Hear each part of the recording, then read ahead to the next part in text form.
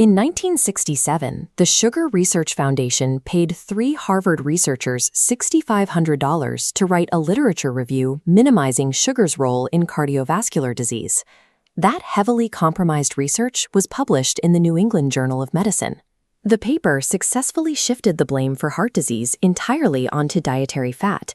This single paper dictated half a century of government dietary guidelines and launched a global low-fat food craze. Removing feta from processed food ruins the taste. To keep products edible and comply with the new guidelines, manufacturers began filling the void with massive quantities of refined sugar, laying the invisible groundwork for an obesity crisis. By the 1980s, the world's largest tobacco companies recognized a highly profitable opportunity in these heavily sweetened, highly processed items. Cigarette makers, including Philip Morris and R.J. Reynolds, acquired major food conglomerates, taking direct ownership of the American pantry. Internal memos reveal these companies transferred their proprietary nicotine addiction science, corporate terminology, and behavioral marketing models directly to the grocery aisle. Today, 67% of the calories consumed by American children come from products engineered using behavioral blueprints drafted by nicotine cartels. Humans possess an evolutionary defense mechanism called sensory-specific satiety. If you eat a high volume of a single flavor, your brain gets bored and signals you to stop eating. In the late 1960s, the U.S. military hired a Harvard-trained psychophysicist named Howard Moskowitz to figure out how to bypass this exact biological defense so soldiers would finish their field rations. Moskowitz mapped a bell curve proving that a precise mathematical ratio of sugar, fat, and salt maximizes pleasure without ever triggering the brain's "I'm full" signal.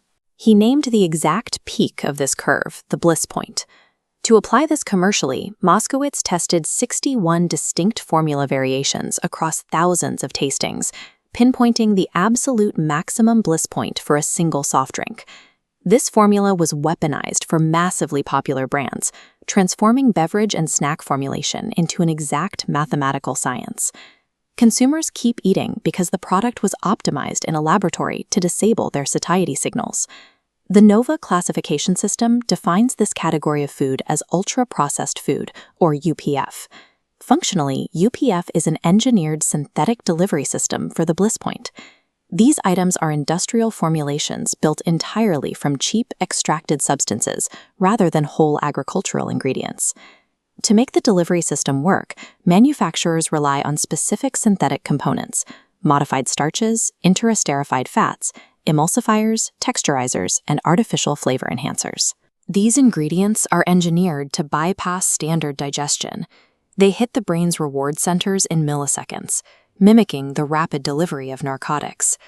UPFs are highly engineered, rapid delivery systems for mathematically calculated chemical payloads that now make up the vast majority of the Western diet.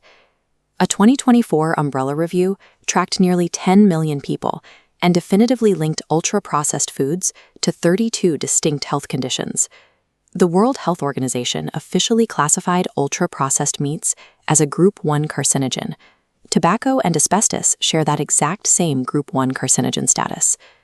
According to the Yale Food Addiction Scale, 14% of adults meet the clinical criteria for UPF addiction. These criteria are identical to the metrics used in the DSM-5 to diagnose cocaine and heroin addiction. Symptoms like loss of control, intense cravings, and withdrawal are the measurable proof that the food industry's addiction engineering worked flawlessly. In January 2026, the United States government published new dietary guidelines that explicitly condemn highly processed foods as a distinct category, structurally removing them from the bounds of a healthy diet. Governments are careful not to legally admit corporate intent, but historical documents and internal corporate memos already prove 60 years of premeditation. Prominent figures are now forcing this debate into the center of national health policy, demanding a return to real food. A lie was purchased for $6,500 in 1967, buried until 2016, and only admitted in 2026.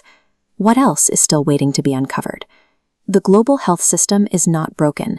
It is functioning exactly as it was designed to by nicotine and sugar cartels. The question is no longer what you are eating, but whether you are ever choosing at all.